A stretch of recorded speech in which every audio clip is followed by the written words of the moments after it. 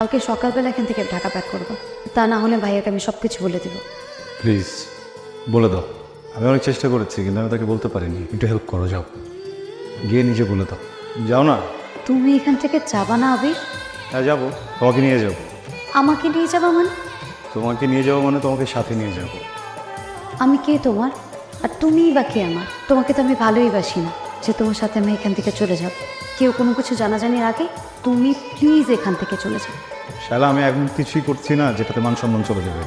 এটা গ্রাম, তোমাদের বড়লোকদের সোসাইটি না যে তোমরা যা খুশি তাই করবে আর কেউ কিচ্ছু মনে করবে না।